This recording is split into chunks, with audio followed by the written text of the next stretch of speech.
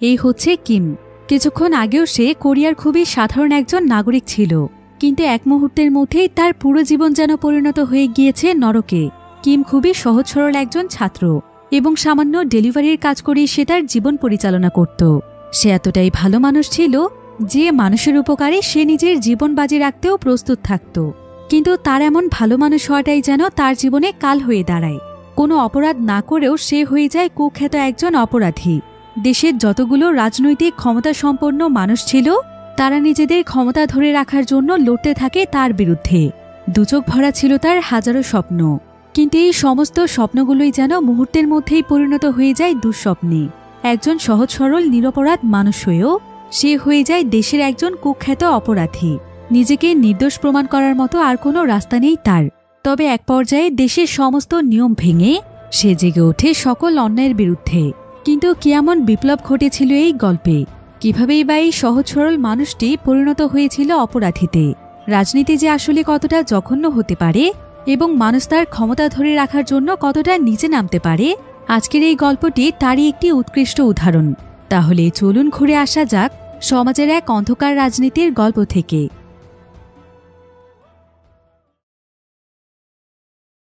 তো গল্পটি শুরু হয় সাউথ কোরিয়ার সবচাইতে ব্যস্ততম শহর সিওলে, যেখানে আমরা সেখানকার রাজনৈতিক পরিস্থিতি দেখতে পাই।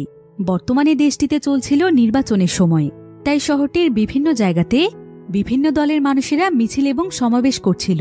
তো এখানেই আমরা ইয়ং নামক একজন ব্যক্তিকে দেখতে পাই। বর্তমানে সে কোরিয়ায় প্রেসিডেন্সিয়াল মনোনয়ন পেয়েছে, তাই সে প্রেসিডেন্ট হওয়ার জন্য বিভিন্ন জায়গাতে প্রচারণা চালাচ্ছে। আর তাই কোরিয়ার সমস্ত নিউজ চ্যানেলগুলোতে শুধুমাত্র তাকে নিয়েই নিউজ হচ্ছিল। তবে এ সময় আবার আরও একটি নিউজ ব্যাপক পরিমাণে ভাইরাল হচ্ছিল। নিউজটি মূলত ছিল কোরিয়ার সবচাইতে জনপ্রিয় অভিনেত্রী সোহিকে নিয়ে। আসলে কিম নামক একটি ছেলে নিজের জীবন বাজি রেখে তাকে কুখ্যাত একজন ছিনতাইকারীর হাত থেকে বাঁচিয়েছে। তাই কিম রাতারাতি একদম পুরো কোরিয়াতে ভাইরাল হয়ে যায়। এমনকি তাকে একজন আদর্শ নাগরিক হিসেবে আখ্যায়িত করা হয়। সেই সাথে রাষ্ট্রের বিভিন্ন উচ্চ পদের মানুষেরা তাকে পুরস্কৃত করে এবং জনগণের কাছেও সে একজন ভালো মানুষ হিসেবে পরিচিতি পায়। আর অল্প সময়ের মধ্যে সে পুরো কোরিয়াতে এত বেশি জনপ্রিয় হয়ে যায় যে মানুষ তাকে যেখানেই দেখতে পায় সেখানেই সবাই তার সঙ্গে ছবি তুলতে চায়। তবে কিম আসলে ছিল একজন ডেলিভারি বয়। সে খুবই সহজ সরল আর পরিশ্রমী একজন মানুষ। তবে পাশাপাশি সে এখনো একজন স্টুডেন্ট ছিল। অনেক পরিশ্রমের সাথে ডেলিভারির কাজ করে এখনো সে তার লেখাপড়া চালিয়ে যাচ্ছে। তবে কিম ছিল অনেক উদার মনের একজন মানুষ। তাই যদি তার সামনে কোনো মানুষ বিপদে পড়ে তখন যে কোনো মূল্যে সে তাকে সাহায্যের জন্য এগিয়ে যায়। আর কিম তার এই জীবনটাকে অনেক বেশি উপভোগ করে। তবে কিছুদিন যাবৎ ভাইরাল হওয়ার পর তার এই বিষয়গুলো একদমই ভালো লাগছিল না, কারণ সে একজন সাধারণ মানুষ হয়েই বাঁচতে চায়। তো এভাবেই ডেলিভারির কাজ করেই তার জীবন চলছিল। আর একদিন যখন সে কিছু পার্সেল নিয়ে সেগুলো ডেলিভারি করতে যায় তখন মাঝরাস্তায় জ্যামের কারণে সে সেখানে আটকা পড়ে যায়। তবে এমন সময় আবার তার কাছে তার জুহো নামক একজন বন্ধুর ফোন আসে। জুহো এখানে তাকে তার মোবাইলে একটি সিসি ক্যামেরা অন করতে বলে। এরপর কিম যখন সঙ্গে সঙ্গে ক্যামেরাটি অন করে তখন সে ক্যামেরার সামনে তার বন্ধু জুহোর রক্তাক্ত মুখ দেখতে পায়। সে এতে অনেক ভয় পেয়ে যায় আর বলে, তোর কি হয়েছে জুহো? তোর এই অবস্থা কে করেছে? একথা শুনে জুহো সেখানে হেসে দেয়। জুহো এখানে তার সঙ্গে একটি প্র্যাঙ্ক করছিল। সে এখানে কিমকে বলে, আমি আসলে একটি কস্টিউম ডিজাইনের দোকান দিয়েছি, তাই একটু পরীক্ষা করার জন্য তোর সঙ্গে প্র্যাঙ্ক করেছি যে আসলে আমার কস্টিউম কতটা রিয়েল হয়েছে। একথা শুনে কিম যেন নিজের মাঝে প্রাণ ফিরে পায়। যাই হোক, সে তখন তার পার্সেল নিয়ে সোজা সেই জায়গাতে চলে যায় যেখানে তাকে পার্সেলটি ডেলিভারি করতে হবে। কিন্তু সে যেহেতু এখন সেলিব্রিটি ছিল তাই এখানেও তাকে অনেক মানুষ ঘিরে ধরে। তবে ঠিক এমন সময় তাকে তার আরও একজন বন্ধু ফোন করে। তার এই বন্ধুর নাম ছিল ময়ল। ময়ল হল কিমের অনেক ছোটবেলার একজন বন্ধু। তো সে এখানে কিমকে বলে, কিরে বন্ধু, কেমন আছিস? সময়ের অভাবে অনেকদিন ধরে তোর সঙ্গে দেখাই হয় না, চল আজকে একটু সময় বের করে আমরা দুজন দেখা করি। কিম এতে অনেক খুশি হয়। এরপর ময়ূল তার লোকেশন জানালে কিম সঙ্গে সঙ্গে সেখানে চলে যায়। ময়ূল কিমের জন্য একটি রাস্তার পাশে দাঁড়িয়ে অপেক্ষা করছিল।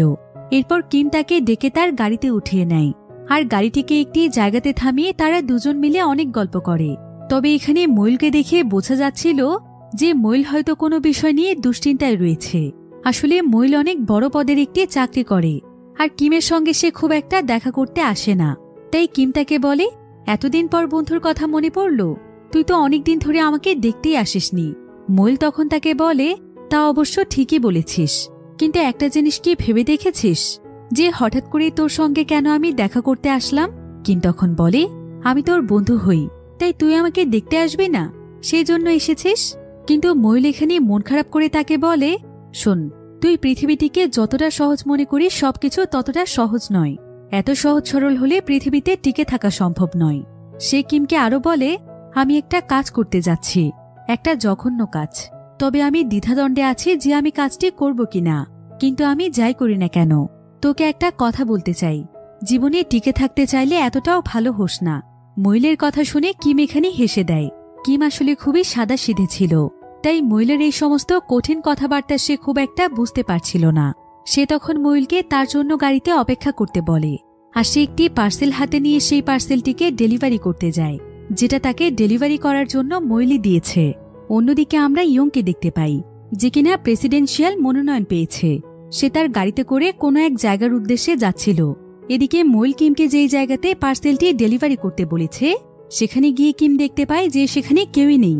তাই কিম সেই পার্সেলটি হাতে নিয়ে বাইরে চলে আসে, কিন্তু রাস্তায় এসে সে দেখতে পায় যে তার গাড়িটি আর সেখানে নেই। তাই সে সঙ্গে সঙ্গে ময়ূলকে ফোন করে।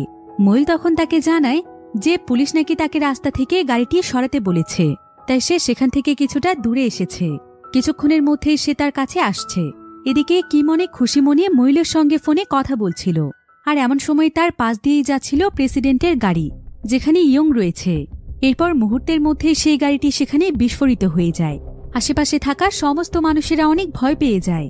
জীবন বাঁচানোর জন্য তারা পালাতে থাকে। কিম এখানে ময়ূলকে জানায়, এখানে অনেক বড় একটি দুর্ঘটনা ঘটে গিয়েছে বন্ধু, তুই তাড়াতাড়ি আয়। কিন্তু ময়ূল তখন তাকে বলে, এটা তুই কি করলি কিম? শেষ পর্যন্ত প্রেসিডেন্ট ইয়ংকে তুই বোম দিয়ে মেরে ফেললি। এইমাত্র যেই দুর্ঘটনাটি ঘটেছে সেটা তুই ঘটিয়েছিস, আর এখনো তোর হাতে একটি বোম রয়েছে, যেটা মাত্র 3 মিনিটের মধ্যেই বিস্ফোরিত হয়ে যাবে। কিন্তু ময়ূলের কথা শুনে কিম তো কিছুই বুঝতে পারছিল না। ফলে তার হাত থেকে সেই বোম ভর্তি পার্সেলটি নিচে পড়ে যায়, আর সঙ্গে সঙ্গে সেখানে ময়ূল চলে আসে। ময়ূল তখন সেই পার্সেলটি তার হাতে তুলে নেয়, আর সে কিমকে বলে, রাস্তার দুই পাশ থেকে তোর দিকে কিছু লোক লক্ষ্য রাখছে, তারা তোকে ধরতে পারলেই কিন্তু মেরে ফেলবে, তুই তাড়াতাড়ি এখান থেকে পালা। এরপর ময়ূল দ্রুত কিমের পকেটে একটি কার্ড ঢুকিয়ে দেয়, আর সে কিমকে জড়িয়ে ধরে বলে, তুই সুনিয়লকে গিয়ে বলিস যে এই কার্ডের মধ্যে অনেক টাকা আছে, সে যেন দ্রুত হসপিটালের টাকা পরিশোধ করে দেয়। ময়ূল এখানে কিমকে আরো বলে, পারলে আমাকে মাফ করে দিস বন্ধু, আর কোনো মানুষ তোর যত আপনই হোক না কেন, এরপর থেকে কোনোদিনও কোনো মানুষকে বিশ্বাস করিস না। এই বলেই ময়ূল সেই পার্সেলটি হাতে নিয়ে কিমের গাড়িতে করে পালিয়ে যায়। কিমও তার জীবন বাঁচানোর জন্য দ্রুত পালাতে থাকে। তবে কিমকে ধরার জন্য অনেকগুলো মানুষ তার পেছনে পড়ে যায়। ময়ূল এতে অনেক ঘাবড়ে যায়, কিন্তু সে কোনো মতে সেখান থেকে দৌড়ে পালিয়ে যেতে সক্ষম হয়। ময়ূল কিমের গাড়িটি নিয়ে কোনো একটি পার্কিং লটে এসেছে, আর কিছুক্ষণের মধ্যেই তার কাছে থাকা পার্সেলটির বোমও ব্লাস্ট হয়ে যায়। ফলে ময়ূল সেখানেই মারা যায়। অন্যদিকে আমরা কোরিয়ার বিরোধী দলের কয়েকজন সদস্যকে দেখতে পাই। তারা এখানে প্রেসিডেন্ট ইয়ং এর মার্ডারের ব্যাপারেই কথা বলছিল, আর এখানে তাদের কথোপকথন শুনে আমরা বুঝতে পারি যে তারাই আসলে ইয়ং এর মার্ডারের ঘটনাটি ঘটিয়েছে। আসলে ইয়ং দেশের জনগণের মাঝে তার ভালো কাজের জন্য অনেক পপুলার ছিল, তাই ভোটে হয়তো সেই জিতে যেত। এটা চিন্তা করেই বিরোধী দল দেশের ক্ষমতায় যাওয়ার জন্য তারা এই ধরনের জঘন্য কাজটি করেছে। আর এই সমস্ত কিছুকেই ধামাচাপা দেওয়ার জন্য ময়ূলের মাধ্যমে তারা কিমকে ফাঁসিয়েছে, কারণ বর্তমানে কিম ছিল দেশের সবার কাছে একটি পরিচিত মুখ, তাই তাকে ফাঁসালে এই পুরো বিষয়টি ধামাচাপা দেওয়া যাবে। অন্যদিকে ইউমি নামের একটি মেয়ে কিমকে ফোন করে। ইউমি ছিল কিমের পরিচিত একজন মানুষ। তো ইউমি এখানে কিমকে ইয়ং এর মৃত্যুর ঘটনাটি জানায়। কিম বলে যে সে এখনই তার বাড়িতে আসছে।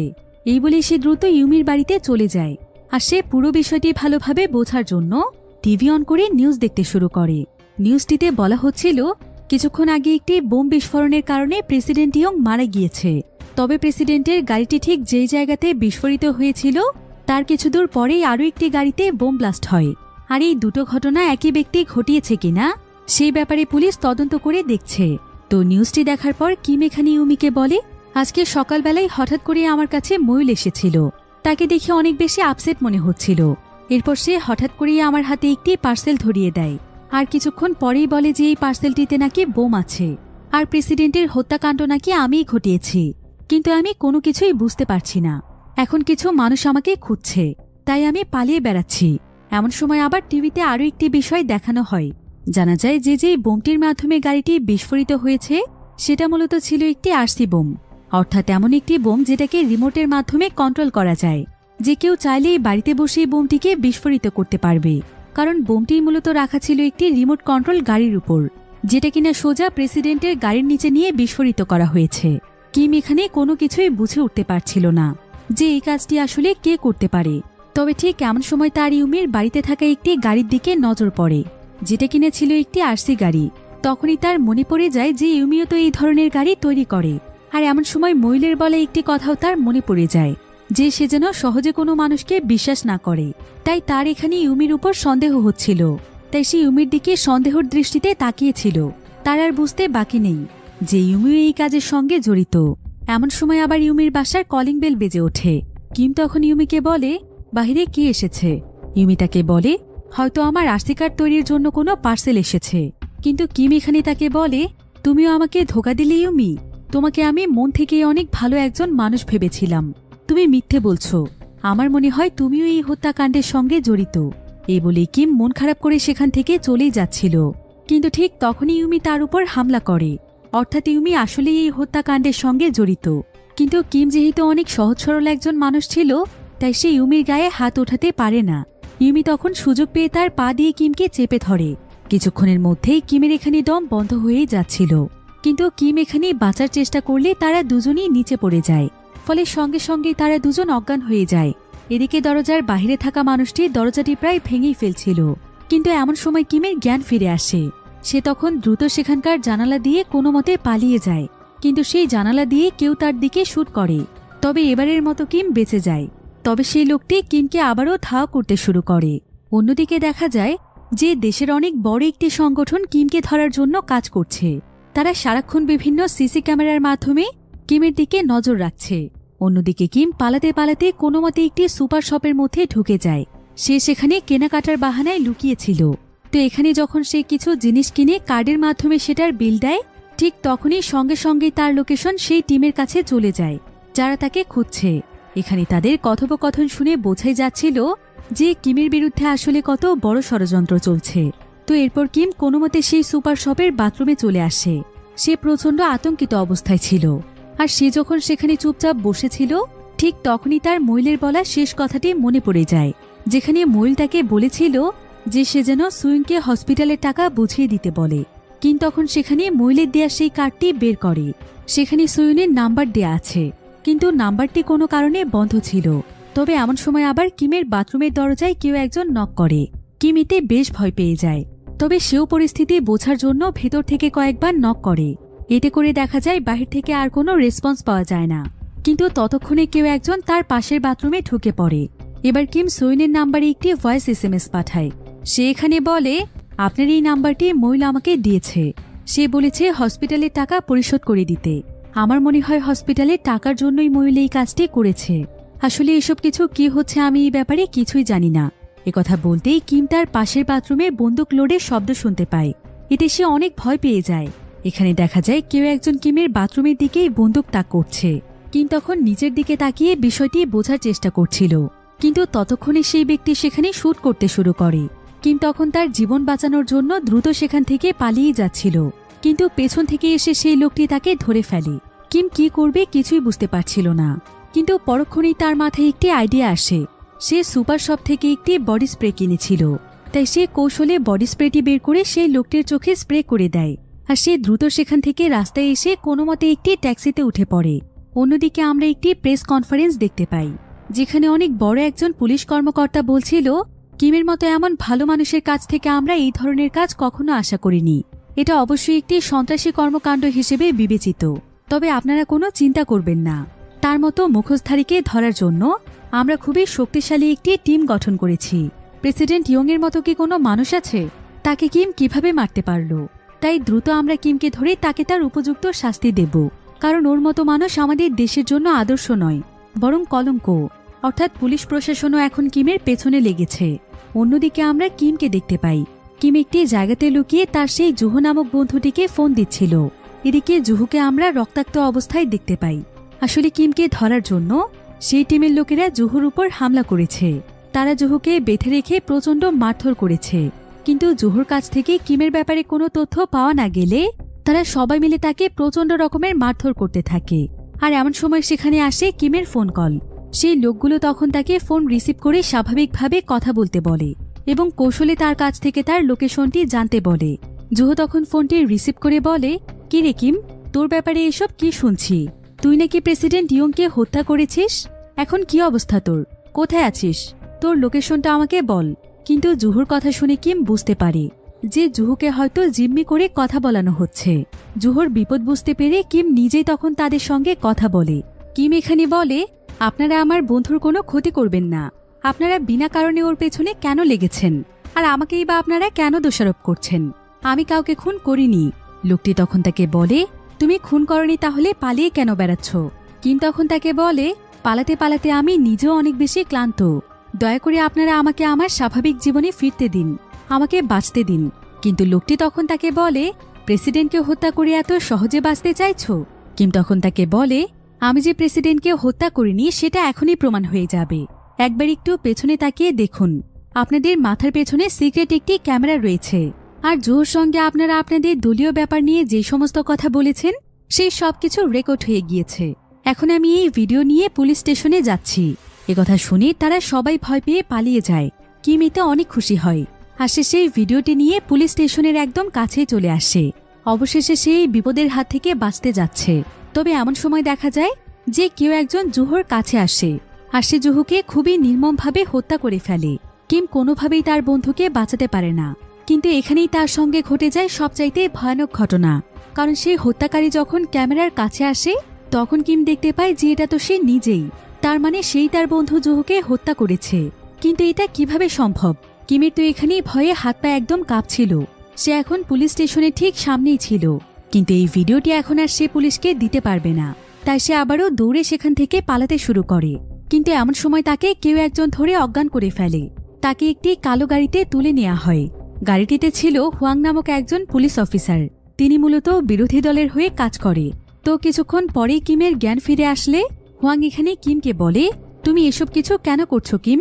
তুমি প্রেসিডেন্টকে কিভাবে হত্যা করেছ? এমনকি তুমি তোমার নিজের বন্ধুকেও মেরে ফেললে। কিম তখন তাকে বলে, আমি এসবের কিছুই করিনি। হুয়াং তখন তার গাড়িতে একটি ভিডিও চালু করে যেখানে একটি সিসিটিভি ফুটেজে দেখা যায় যে কিম একটি ফোন বুথ থেকে কাউকে বলছিল, আজকে আমি যেভাবেই হোক প্রেসিডেন্ট ইয়ংকে মেরেই ফেলব। কিন্তু ভিডিওটি দেখে কিম হুয়াংকে বলে, এটা আমি নই। আমি জানি না এই ছেলেটি কে আর আমার সঙ্গে এগুলো কি হচ্ছে। হুয়াং তখন তাকে বলে, তুমি একদম ঠিক বলছো, এটা আসলেই তুমি নও, কিন্তু তোমাকে কপি করা হয়েছে। হুবহু তোমার মতোই দেখতে একজন মানুষ এবং খুনগুলো সে তোমার হয়েই করেছে। আর এই সমস্ত ফুটেজগুলো কোরিয়ার সকল মানুষেরাই দেখেছে। তোমার বাঁচার আর কোনো উপায় নেই। তবে আমি তোমাকে একটি সুযোগ দিতে চাই। তুমি বাঁচতে চাইলে সকলের সামনে সবকিছু স্বীকার করে নাও যেই হত্যাকাণ্ডগুলো তুমি ঘটিয়েছ। এরপর তোমাকে বাঁচানোর দায়িত্ব আমার। তবে তুমি তো দেখতেই পেলে যার সঙ্গে তুমি সাহায্যের জন্য যোগাযোগ করছো তার অবস্থা কি হচ্ছে। তাই আমার কথাগুলো তুমি মেনে নাও। এখানে দেখা যায় যে হুয়াংদের গাড়ির সামনে রয়েছে একটি পুলিশের গাড়ি, অর্থাৎ কিমকে হয়তো পুলিশ স্টেশনে নিয়ে যাওয়া হচ্ছে। কিন্তু হঠাৎ করে এই গাড়ি দুটোর মধ্যে আরও একটি গাড়ি এসে ঢুকে পড়ে আর সেই গাড়িটি সোজা হুয়াংদের গাড়িতে এসে ধাক্কা দেয়। ফলে গাড়িটি সেখানেই উল্টে যায়। এরপর সেই গাড়ির ভেতর থেকে হেলমেট পরা একজন ব্যক্তি বেরিয়ে আসে আর সে দ্রুত কিমকে নিয়ে সেখান থেকে পালিয়ে যায়। কিমকে নিয়ে সে অনেক দূরের একটি ম্যানহলের কাছে চলে আসে। এই ব্যক্তির নাম হচ্ছে মিস্টার মিন।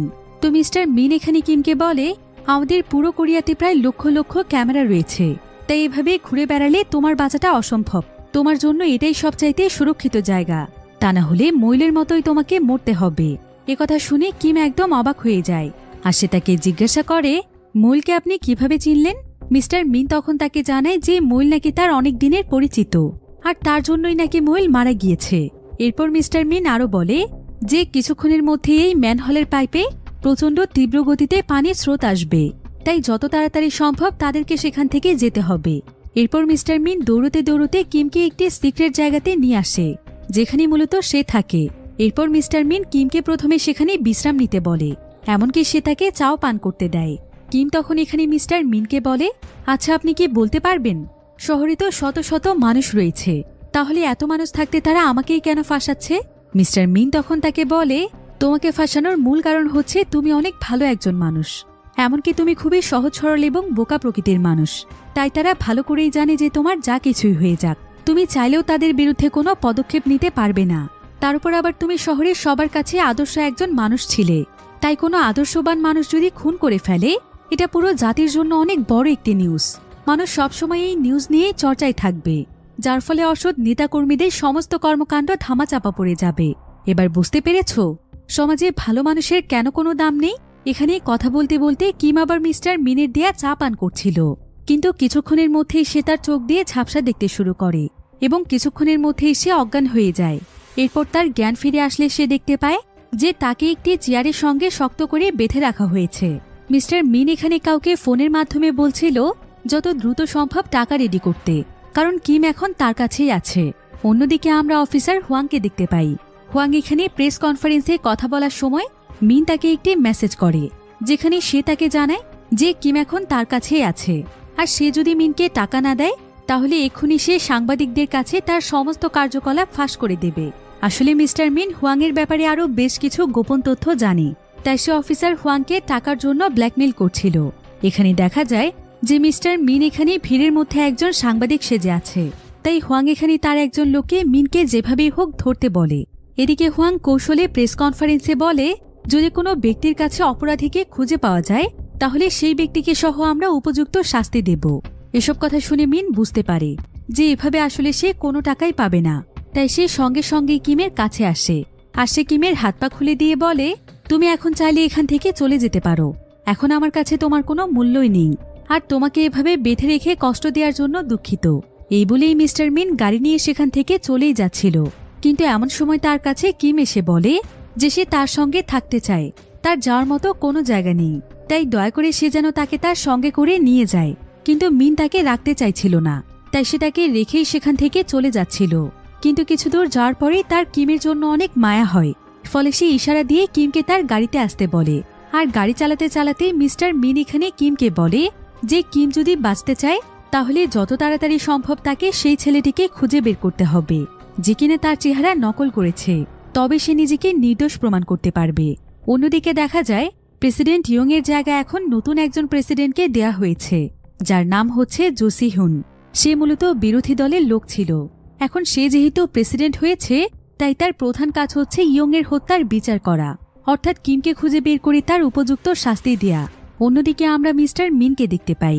মিস্টার মিন এখানে কিমের জন্য শহরের সমস্ত সার্জনদের একটি লিস্ট তৈরি করেছে, যারা কিনা প্লাস্টিক সার্জারি করে মানুষের চেহারায় পরিবর্তন ঘটায়। এরপর সে কিমকে বলে যেহেতু অন্য কোনো মানুষ তোমার চেহারা চুরি করেছে তাহলে নিশ্চয়ই এটা কোনো সার্জনের কাজ হবে, আর যেই সার্জন এই কাজটি করেছে সে অবশ্যই কোনো না কোনো দিন তোমাকে সামনে থেকে দেখে গিয়েছে, তা না হলে এতটা নিখুঁতভাবে কারো চেহারা চুরি করা সম্ভব নয়। তাই এই পুরো লিস্টটি চেক করে একটু দেখো এদের মধ্যে কাউকে তোমার চেনা মনে হয় কিনা। কিম তখন খুবই মনোযোগ দিয়ে সেই লিস্টটি দেখছিল, আর কিছুক্ষণ দেখার পরে সে একজন সার্জনকে চিনে ফেলে। কিম এখানে মিনকে জানায় যে ইউমি নাকি একদিন তার সঙ্গে এই ব্যক্তিকে দেখা করিয়ে দিয়েছে। সে বলেছিল যে বিঙ্গো নাকি তার কাজিন হয়। একথা শুনে মিনের আর বুঝতে বাকি থাকে না যে এই কাজটি তাহলে বিঙ্গো ছাড়া আর কেউই করেনি। এরপর তারা এখানে একটু রিসার্চ করে জানতে পারে যে বিঙ্গোর নাকি কিছুদিনের মধ্যেই ডিভোর্স হবে, আর তাদের ডিভোর্সের লয়ার ছিল ডোঙ্গিউ নামক একজন ব্যক্তি, যে কিনা কিমেরই ছোটবেলার অনেক প্রিয় একজন বন্ধু। বর্তমানে সে অনেক ভালো একজন লয়ার, তাই বিঙ্গোর ব্যাপারে সমস্ত তথ্য জানার জন্য কিম তার বন্ধু ডোঙ্গিউর সঙ্গে যোগাযোগ করে, আর সে তাকে জানায় যে তার বিঙ্গোর ব্যাপারে কিছু তথ্য প্রয়োজন। সে এখানে ডোঙ্গিউকে তার সঙ্গে এখন কি ঘটছে সেগুলোও জানায়। সে জানায় যে সে প্রেসিডেন্ট হত্যার মামলায় ফেঁসে গিয়েছে, তাই তার এখন সাহায্যের প্রয়োজন। ডোঙ্গিউ তখন এই ব্যাপারে কথা বলার জন্য তাদের কলেজ লাইফের আরও দুজন বন্ধুর সঙ্গে যোগাযোগ করে, যাদের নাম ছিল সানিওল এবং গেংচুল। বর্তমানে সানিওল ছিল রেডিওর অনেক জনপ্রিয় আরজে। তো ডোঙ্গিউ এখানে কিমের পুরো বিষয়টি তাদের দুজনকে খুলে বলে, যেটা শুনে তারাও অনেক শক হয়ে যায়, কারণ তারা নিজেরাও জানে যে কিম আসলে কতটা ভালো মানুষ। কিমের দ্বারা কখনো কোনো মানুষকে মারা তো দূরের কথা, বরং কোনো প্রাণীকে মারাও সম্ভব নয়। তাকে ভয়ানক একটি ফাঁদে ফাঁসানো হয়েছে। আসলে তারা চারজন মিলে একসময় কলেজ লাইফে তাদের জীবনের সেরা মুহূর্তগুলো কাটিয়েছে। তারা খুবই ভালো বন্ধু ছিল, কিন্তু জীবনের তাগিদে তারা সবাই আলাদা হয়ে গিয়েছে।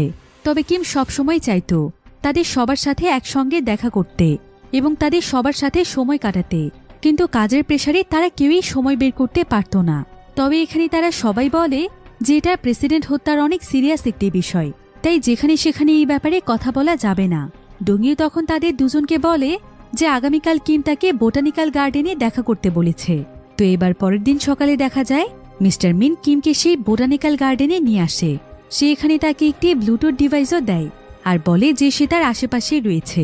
যদি সে আশেপাশে সন্দেহজনক কাউকে দেখতে পায় তখন সে তাকে এই ব্লুটুথ ডিভাইসটির মাধ্যমে জানাবে। এরপর কিম সেই ব্লুটুথ ডিভাইসটি পরে বোটানিক্যাল গার্ডেনের ভেতরে চলে আসে। আর এখানে হাঁটার সময় তার অতীতের অনেক কথা মনে পড়ে যায়। আসলে এই গার্ডেনটির সঙ্গে তার জীবনের অনেক স্মৃতি জড়িয়ে আছে। একসময় সে তার বন্ধুদের সঙ্গে এখানে বসে অনেক মজা করেছে। তারা দিনের পর দিন কত যে আড্ডা দিয়েছে সেই দিনগুলো ভোলার মতো নয়। কিম তখন থেকে আজ পর্যন্ত তার বন্ধুদেরকে খুবই মিস করে। এমনকি সানিউল নামের তার যে বন্ধুটি রয়েছে, কিম এক সময় তাকে মন থেকে অনেক ভালোবাসত আর সে আজও তাকে ভুলতে পারেনি।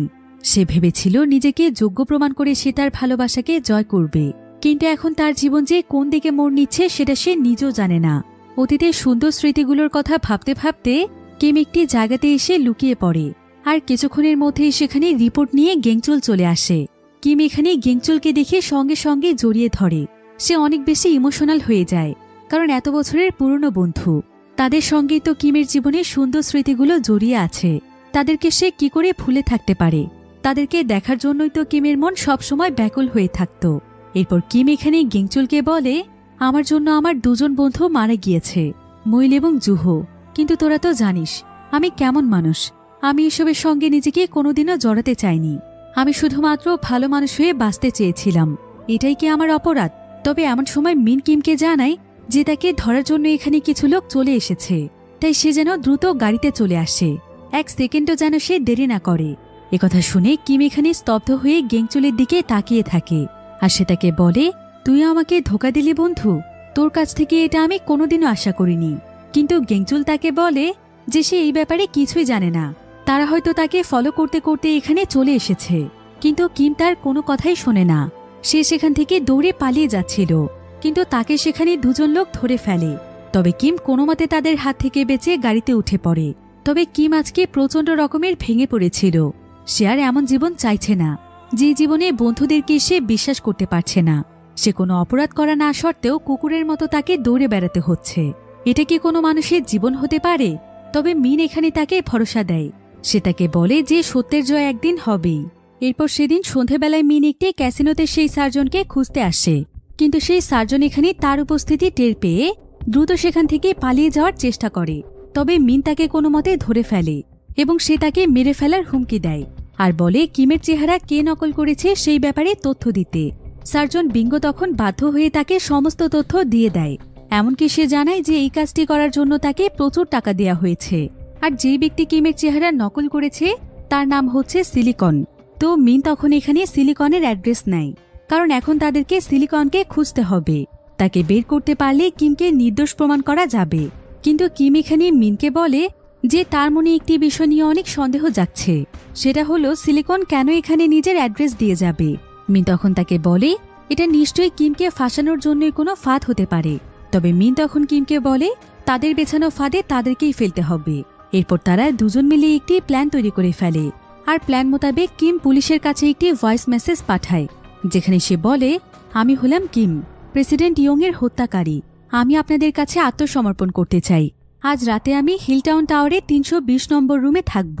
আর এই পুরো অ্যাড্রেসটিই ছিল কিন্তু নকল কিমের, অর্থাৎ সিলিকনের। তো কিমের এই মেসেজটি পাওয়ার পর বিরোধী দলের একটি সংগঠন হিলটাউন টাওয়ারে ছড়িয়ে পড়ে। তারা শত শত সিসি ক্যামেরার মাধ্যমে সেই বিল্ডিংটিকে পর্যবেক্ষণ করছিল, যাতে করে কিমকে দেখার সঙ্গে সঙ্গেই তারা মারতে পারে। তবে বিল্ডিংটির একটি নির্দিষ্ট সময়ে প্রচুর পরিমাণে ডেলিভারি ম্যানরা খাবার ডেলিভারি করতে আসে। আর এই সুযোগটিকেই কাজে লাগায় কিম। ছদ্মবেশে তাদের সঙ্গেই বিল্ডিংয়ের মধ্যে ঢুকে পড়ে, যার ফলে বিরোধী দলের লোকেরা বুঝতেই পারছিল না যে কোনটা কিম। এদের মধ্যে আবার মিনও ঢুকে সোজা বিল্ডিংয়ের ছাদে চলে যায়। এদিকে নিচের ফ্লোরে পুলিশ কর্মকর্তারাও চলে আসে। অন্যদিকে মিন সোজা যেতে থাকে 320 নম্বর রুমের দিকে, যেখানে বিরোধী দলের একজন লোক বন্দুক তাক করে আছে। কিন্তু এমন সময় মিন সেখানকার বিদ্যুৎ বন্ধ করে দেয়। আর এই সুযোগে সেই রুমের মধ্যে কিম ঢুকে পড়লে তখনই তার দিকে বন্দুক তাক করে সিলিকন। কিম এখানে সিলিকনকে দেখে একদম স্তব্ধ হয়ে যায়, কারণ সিলিকন পা থেকে মাথা পর্যন্ত হুবহু তার মতোই দেখতে ছিল। সিলিকন এখানে কিমকে প্রচণ্ড মারধর করে এবং তার দিকে বন্দুক তাক করে। তবে ততক্ষণে দরজার বাহিরে পুলিশ চলে আসে। এদিকে সিলিকন এখানে কিমকে গুলি করতেই যাচ্ছিল, কিন্তু এমন সময় আবার জানালা দিয়ে মিন চলে আসে। আর ঠিক তখনই রুমের ভেতর থেকে বন্দুকের আওয়াজ পাওয়া যায়। ফলে সঙ্গে সঙ্গে একজন পুলিশ অফিসার দরজা ভেঙে রুমটির ভেতরে ঢুকে পড়ে। এখানে দেখা যায় যে সিলিকন কিমকে গুলি করে হত্যা করেছে, আর তার লাশের পাশেই বসে আছে মিন। এদিকে খুব দ্রুত সেখানকার জানালা দিয়ে পালিয়ে যায় সিলিকন। বিরোধী দলের একটি গাড়ি এসে সিলিকনকে সেখান থেকে নিয়ে যায়, যাতে করে সে পুলিশের হাতে ধরা না পড়ে। এদিকে পুলিশেরাও কিমের লাশটি নিয়ে চলে যায়, কিন্তু হঠাৎ করেই দেখা যায় এখানে বিরোধী দলের একজন মিনের উপর হামলা করে। সে এখানে মিনকে গুলি করে দেয়, আর মিনের সঙ্গে তার প্রচণ্ড লড়াই হয়, যার ফলে তারা দুজনই সেখানে মারা যায়। এবার পরের দিন সকালে নিউজে দেখা যায় যে পুরো কোরিয়াতে কিমকে নিয়ে নিউজ হচ্ছিল যে কিম মারা গিয়েছে, অর্থাৎ ইয়ংয়ের হত্যার বিচার হয়ে গিয়েছে। তাই এখন এই কেসটিকে পুরোপুরিভাবে বন্ধ ঘোষণা করা হয়েছে। এদিকে কিমের বন্ধুরা যখন জানতে পারে যে কিম আর বেঁচে নেই, তখন তারা সবাই প্রচণ্ড ভেঙে পড়েছিল এবং তারা নিজেরাই নিজেদের বিবেকের কাছে লজ্জিত হচ্ছিল যে তারা সবাই জানত যে কিম নির্দোষ, তারপরও তারা কিমের জন্য কিছুই করেনি। অন্যদিকে আমরা সিলিকনকে দেখতে পাই, আর এখানেই আবার গতকাল রাতের একটি ফ্ল্যাশব্যাক দেখানো হয়, যেখানে দেখা যায় যে সিলিকন যখন কিমকে গুলি করতেই যাচ্ছিল, তখন সেখানে মিন এসে সিলিকনের হাত থেকে বন্দুকটি কেড়ে নেয়, আর মিনি তখন সিলিকনকে গুলি করে মেরে ফেলে। এরপর সিলিকনের সঙ্গে সে কিমের পোশাক বদলে দেয়, আর কিমকে সিলিকন সাজিয়ে সেখান থেকে বের করে দেয়। অর্থাৎ গতকাল রাতে মারা গিয়েছে সিলিকন, কিম বেঁচে আছে, যেটা এখন পর্যন্ত কেউ জানে না। অন্যদিকে দেখা যায় যে কিমের বন্ধু গেংচুল এখানে মিডিয়ার সামনে বলে, প্রেসিডেন্টকে আমার বন্ধু কিমি হত্যা করেছে। কিম কখনোই কোনো ভালো মানুষ ছিল না, ওর মতো মুখোশধারী মানুষ আমাদের সমাজের জন্য কলঙ্ক ছিল। ভালোই হয়েছে ও মারা গিয়েছে, তা না হলে যে ওর হাতেই কত মানুষের মৃত্যু হতো সেটা কেউ জানে না। ও খুবই জঘন্য একজন মানুষ ছিল। এদিকে গেংচুলের এই সমস্ত কথাই শুনছিল কিম। কিম এতে খুবই কষ্ট পায়, কারণ যেই বন্ধুকে সে এতদিন মন থেকে ভালোবেসেছে, সেই বন্ধুই কিনা আজকে তার নামে মিডিয়ার সামনে মিথ্যে সাক্ষী দিচ্ছে। তাহলে কি সে তার পুরো জীবনটাই ভুলের মধ্যে কাটিয়েছে? কিন্তু ঠিক এমন সময় আবার গেংচুল বলে ওঠে, আমি আমার বন্ধুর নামে এসব কোনো কথাই বলতে চাইনি, আমাকে জোর করে বলানো হচ্ছে। কিমের মতো ভালো মানুষ আর একটাও ছিল না। আমি এখন গর্ব করে বলছি যে কিম আমার বন্ধু ছিল। আপনারা দয়া করে কিম হত্যার বিচার করুন। কিন্তু এসব কথা বলতেই পুলিশ এখানে গেংচুলকে টেনে নিয়ে যায়। এবার পরের দিন সকালবেলা সানিউল রেডিওতে একটি প্রোগ্রাম করছিল, আর ঠিক এমন সময় তার কাছে কিমের একটি ফোন আসে। কিম সানিউলকে সমস্ত ঘটনা খুলে বলে। সে তাকে জানায় যে সে এখনো বেঁচে আছে। কিম তখন সানিউলকে রেডিওতে লাইভে যেতে বলে। এরপর কিম সকলকে উদ্দেশ্য করে বলে, আমি হলাম কিম, প্রেসিডেন্ট ইয়ংয়ের হত্যাকারী, যাকে কিনা আপনারাই হত্যাকারী বানিয়েছেন। নিজেদের রাজনৈতিক লাভের আশায় একজন সাধারণ ছেলেকে খুনি বানাতেও আপনাদের বিবেকে একবারও বাঁধেনি। এরপর কিম এখানে সকলকে উদ্দেশ্য করে আরও বলে, আপনারা আমার যে লাশটি দেখতে পেয়েছেন, আমাকে ফাঁসানোর জন্যই সেই ব্যক্তি আমার চেহারা নকল করেছিল। পৃথিবীর মানুষ যে কতটা স্বার্থপর এবং জঘন্য হতে পারে সেটা আমি খুব ভালোভাবেই বুঝতে পেরেছি। এখন কিমের এই রেডিও বার্তাটি পুরো দেশে একদম ভাইরাল হয়ে যায়। সবাই জানতে পারে যে কিম আসলে নির্দোষ ছিল। এতে করে বিরোধী দলের উপর চাপ সৃষ্টি হয়। এরপর গভর্নমেন্ট ঘোষণা করে যে কিমকে পাওয়া গেলেই তাকে যেন সুরক্ষিত জায়গাতে নিয়ে আসা হয়, কেউ যেন তার কোনো ক্ষতি করতে না পারে। এমনকি তাকে তার সাহসিকতার জন্য সকলের সামনে তাকে সম্মাননা দেওয়ার আয়োজন করা হয়, এবং এই সমস্ত কাজের সঙ্গে যারা যারা জড়িত রয়েছে তাদের শাস্তির ব্যবস্থারও ঘোষণা দেয়া হয়। অন্যদিকে আবার বিরোধী দলের উপরও চাপ আসে। দলের নেতাই এখানে তাদের পুরো টিমকে অর্ডার দেয় যে কিমকে পেলেই যেন তাকে হত্যা করে তার লাশ গুম করে দেয়া হয়, যাতে করে সকলের সামনে প্রমাণ করা যায় যে সেই বার্তাটি আসলে ফেক ছিল। অন্যদিকে আমরা কিমকে দেখতে পাই। কিম এখানে সানিউলের সঙ্গে কথা বলছিল। তার মনে আজকে যত কষ্ট রয়েছে সেই সমস্ত কষ্টের কথাগুলো সে সানিউলকে বলছিল। সে এখানে তাকে বলে, আমি সবসময় চেয়েছি তোদের সঙ্গে সময় কাটাতে, একজন সাধারণ মানুষ হয়ে বাঁচতে। তোর কি মনে আছে, তোদের চাইতে আমি একটু বোকা বলে তোরা আমাকে নিয়ে কত মজা করতিস? আমার অবশ্য ভালোই লাগতো। তবে বিশ্বাস কর, এখন আমি আর আগের কিম নই। আমি অনেক বদলে গিয়েছি। নিজের প্রতি হওয়া অন্যায়ের প্রতিবাদ করতে শিখেছি। আমি আগে এতটাই বোকা ছিলাম যে এতগুলো বছরেও কোনোদিন তোকে একটি সত্যি কথা বলতে পারিনি, যে আমি তোকে কতটা ভালোবাসি। একথা শুনে সানিউল তখন কাঁদতে কাঁদতে তাকে বলে, তুই নিজেকে যতটা বোকা ভাবতে তুই তার চাইতেও বেশি বোকা। এতটাই বোকা যে কোনোদিনও এটা বুঝতে পারিসনি। সেই কলেজ লাইফ থেকেই আমি তোকে কতটা ভালোবাসি। এই বলে তারা দুজনেই সেখানে প্রচণ্ড কাঁদছিল। কিম তখন বলে, তুই কোনো চিন্তা করিস না সানিউল, দেখে নিস আমি সবকিছু আবারও আগের মতো করে ফেলব। আমরা বন্ধুরা মিলে আবারও অনেক মজা করব, একসঙ্গে সবাই অনেক সময় কাটাবো। তোদের মতো বন্ধু পাওয়াটা অনেক ভাগ্যের ব্যাপার। এরপর সমস্ত নিউজ চ্যানেলগুলোতে দেখানো হচ্ছিল যে আজকে বিকেল 4টার সময় কিম নাকি সবার সামনে আসবে। শহরের জনগণেরা এতে অনেক উচ্ছ্বসিত হয়ে পড়ে। তারা আসলে কিমকে এখন নিজেদের আইডল ভাবছিল। কিভাবে সাহস নিয়ে অন্যের সঙ্গে লড়াই করতে হয় সেটা কিম তাদের সবাইকে শিখিয়েছে। অন্যদিকে দেখা যায় বিরোধী দলের লোকেরা কিমকে পেয়ে গিয়েছে। কিম বাঁচার জন্য একটি ম্যানহোলের মধ্য দিয়ে দৌড়চ্ছিল, তবে এক পর্যায়ে তারা তাকে ধরে ফেলে। তারা কিমকে প্রচণ্ড মারধর করে। এরপর একজন কিমের দিকে বন্দুক তাক করে তাকে মারতেই যাবে, কিন্তু এমন সময় কিম কিছু একটা চিন্তা করে অদ্ভুতভাবে হাসে। আর সে তাদেরকে বলে, তোরা সাঁতার কাটতে পারিস তো? এবার পরক্ষণেই দেখা যায় যে সেই ম্যানহলের পাইপলাইনের মধ্য দিয়ে অনেক তীব্র গতিতে প্রচুর পরিমাণে পানির স্রোত ধেয়ে আসছে। কিম এখানে একটি লোহার সিঁড়ি ধরে বেঁচে যায়, আর সেখানে থাকা প্রত্যেকেই মারা যায়। এদিকে সানিউল জানত যে কিম শহরের কোনো এক ম্যানহোলের মধ্য থেকে বের হবে, তাই শহরের প্রত্যেকটি ম্যানহলের ফুটে চেক করা হয়। এদিকে কিম সেই ম্যানহল থেকে বেরিয়ে সেখানে দৌড়তে শুরু করে, কিন্তু এমন সময় তার সামনে একটি কালো গাড়ি এসে থামে। গাড়ি থেকে একটি মেয়ে বেরিয়ে আসে, আর সে কিমকে তার সঙ্গে আসতে বলে।